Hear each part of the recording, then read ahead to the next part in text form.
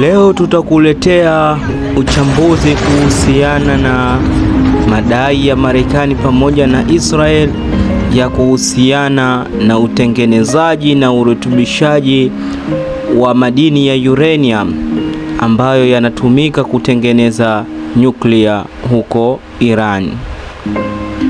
Swali ni je, hatima ya kilo 440 za urani iliyorutubishwa ya Irani ni ipi? Ungana nami Twaha Kibore kwenye uchambuzi huu, na hii ni Kibore Online TV. Tunaanza kwa kuangalia gazeti la Uingereza linalojulikana kwa jina la Sunday Times lenye makala yenye kichwa cha habari, Irani ina urani wa kutosha kutengeneza mabomu kadhaa ya nyuklia, inaficha wapi? Hili ni swali lililoandikwa kwenye Sunday Times, gazeti la huko nchini Uingereza. Uchambuzi huu uliandikwa na Mark Urban. Urban alihoji mustakabali wa miradi ya nyuklia ya Irani baada ya vita inayoendelea itakapomalizika, akionya kuwa viongozi wapya wa Irani wanaweza kuahirisha ama kuharakisha kutengeneza silaha za nyuklia, hasa baada ya kuuawa kwa kiongozi wao mkuu Ali Khamenei, aliyewahi kutoa fatwa iliyokataza utengenezaji wa silaha hizo kwa misingi ya kidini. Mwandishi alieleza kuwa Irani kwa miaka mingi imefuata sera ya utata wa nyuklia, ikisisitiza haitengenezi silaha za nyuklia, lakini wakati huo huo inaongeza kiwango cha urutubishaji wa urani zaidi ya mahitaji ya matumizi ya kiraia, huku ikikiuka baadhi ya kanuni za kimataifa za ukaguzi wa vituo vyake vya nyuklia. Pia alirejelea kauli ya mkurugenzi wa ujasusi wa Marekani, Tulsi Gabbard, aliyesema wanajua mahali zilipo kilo 440 za urani iliyorutubishwa hadi 60%.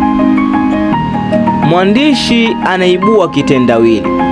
Ikiwa Marekani inajua mahali ilipo urani hiyo, kwa nini ichague njia ya kijeshi?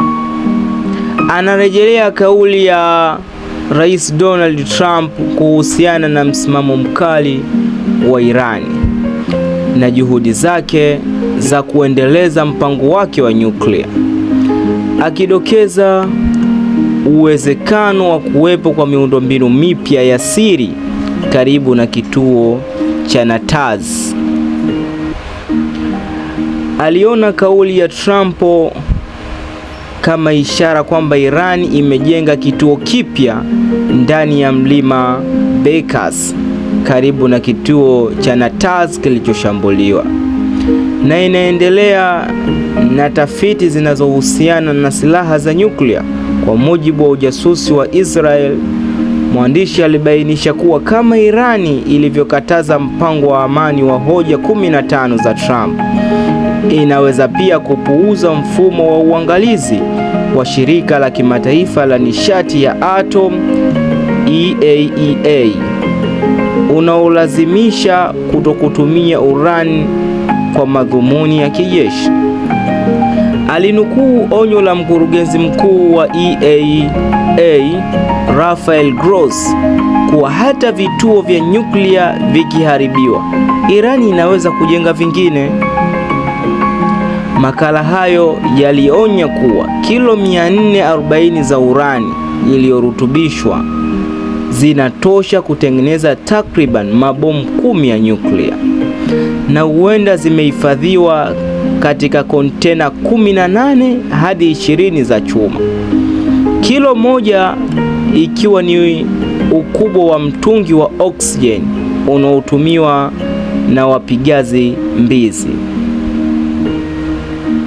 Mwandishi alieleza ugumu mkubwa wa kujaribu kuthibitisha hifadhi hiyo, akibainisha kuwa ingawa Marekani ina vikosi maalum, uwepo wa urani huo ndani kabisa ya Irani unafanya operation kuwa hatari sana.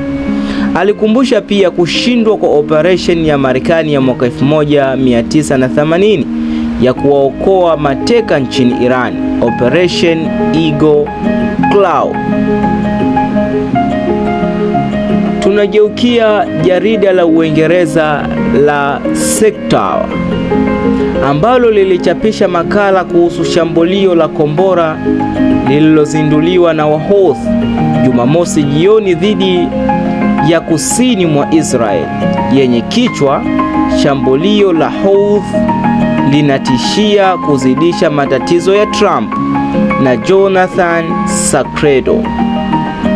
Mwandishi alieleza kuwa kuingia kwa Houthi katika vita kwa wakati huu kunaonesha mkakati wa Tehran, na kuwa uchambuzi ama shambulizi hilo linahudumia maslahi kadhaa ya Iran.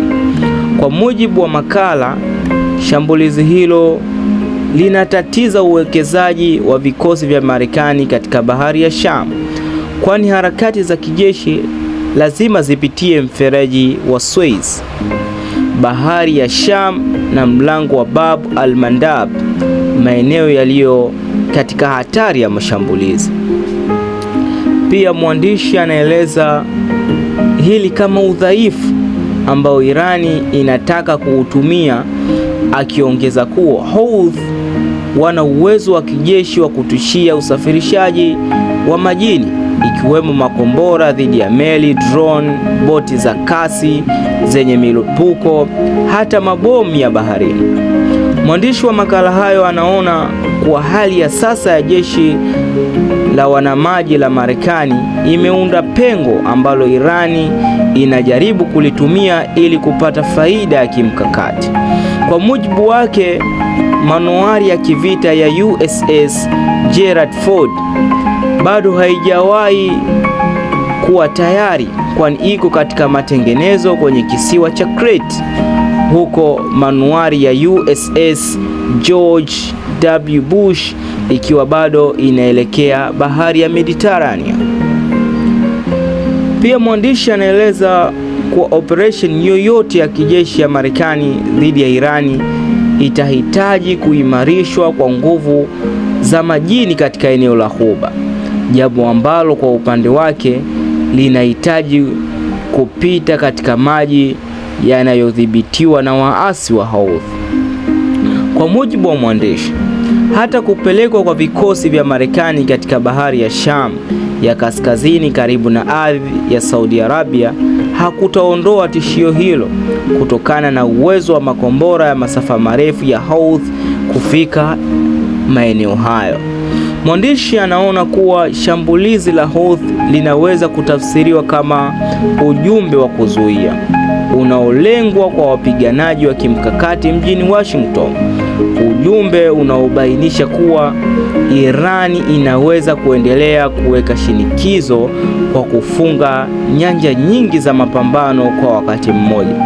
Anaongeza pia, ikiwa Israel na Marekani zina uwezo wa kufanya mashambulizi yaliyopangwa kwa awamu na kuonyesha uwezo wa kubadilika kulingana na hali, basi Irani nayo ina uwezo wa kuamsha washirika wake wa kikanda kwa njia ya makusudi. Tunahitimisha makala ya New York Times kuhusu wimbi jipya la maandamano ya No Kings nchini Marekani iliyoandikwa na Thomas Fuller. Makala hayo yanaeleza kuwa maelfu ya watu walijitokeza mitaani siku ya Jumamosi kupinga sera za Rais Donald Trump, zikiwemo uhamiaji, haki za kupiga kura, masuala ya utofauti, lakini pia vita dhidi ya Iran na kupanda bei ya mafuta. Mwandishi alimnukuu mwandamanaji mmoja John Moss akisema, gharama za maisha zimepanda kupita uwezo wetu, uvumilivu wetu umefika kikomo. Moss anajitambulisha kama mtu huru, ingawa anaegemea upande wa wanademokrasia.